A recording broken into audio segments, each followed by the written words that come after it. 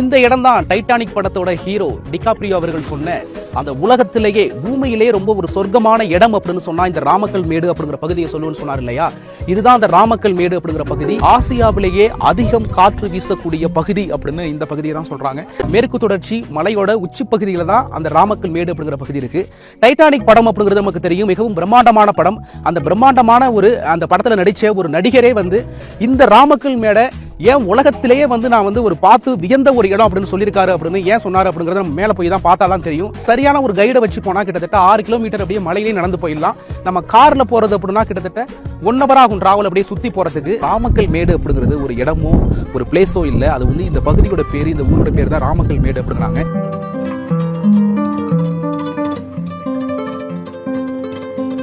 நம்ம இப்போ நின்றுட்டு இருக்கிறது ராமக்கல் மேடில் இருக்கிற குறவன் குரோத்தி சிலைக்கு முன்னாடி தான் நின்றுட்டு இருக்கோம். இந்த ராமக்கல் அப்படிங்கிறது அந்த தெரியுது பாருங்க, அதுதான். அது மேலே நின்று பாய்ந்தா தான் அந்த வியூ பாயிண்ட் தெரியும் அப்படின்றாங்க.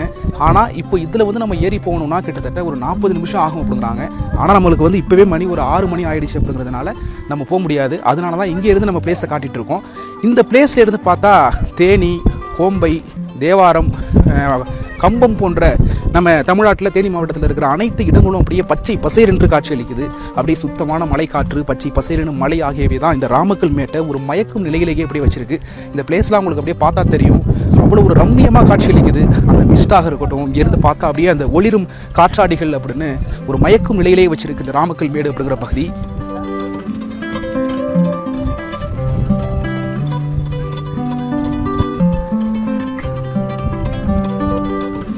இது உங்களுக்கு பார்த்தீங்கன்னா தெரியும், அந்த தேனியோட அந்த மலை மேற்கு தொடர்ச்சி மலை அடிவார கிராமங்களான அந்த கோம்பை, தேவாரம், கம்பம் போன்ற கிராமங்கள் இங்கிருந்து அப்படியே தெரியுது. நம்ம கீழே இன்ட்ரோ கொடுக்கும்போது நம்ம பார்த்துருப்பீங்க, சுற்றில அந்த வயல்வெளிகள் இருந்துச்சு. நம்ம அங்கேருந்து சொன்னோம் இந்த மலையில் ஏறி போவாங்களாம், நம்ம ட்ரை பண்ணுவோம் அப்படின்னு சொல்லியிருந்தோம். அதை பார்த்தா நம்மளுக்கு கீழே அப்படியே தெரியும். ராமக்கல் மேடு நம்ம இப்போ நின்றுட்டு இருக்கிற இந்த பகுதி அப்படிங்கிறது கடல் மட்டத்திலிருந்து கிட்டத்தட்ட 3500 அடி உயரத்தில் இருக்கு. இதனால தான் இங்கே காற்றோட வேகம் அப்படிங்கிறதும் ரொம்ப அதிகமாக இருக்கும். அதுவும் சுத்தமான காற்று. ஏன் அப்படின்னா சுற்றி பார்த்தீங்க அப்படின்னா பச்சை பசேலுன்னு காட்சி அளிக்கக்கூடிய மலைத்தொடர்கள் அப்படின்னு ரொம்ப ரம்மியமாக இருக்கிறதுனால அந்த காத்தோட வேகம் எந்த அளவுக்கு இருக்கோ அந்த அளவுக்கு குளிர் அப்படியே இதமாக இருக்குது. நம்ம இந்த பிளேஸ்ல நின்றுட்டு இருந்தாலே உங்களுக்கு தெரியும். நீங்க அங்க பார்த்துட்டு இருக்கிறது விண்ட் மில் அப்படின்னு சொல்லப்படுற அந்த காற்றாலைகள். ஆசியாவிலேயே அதிகம் காற்று வீசக்கூடிய பகுதி அப்படின்னு இந்த பகுதியை தான் சொல்றாங்க.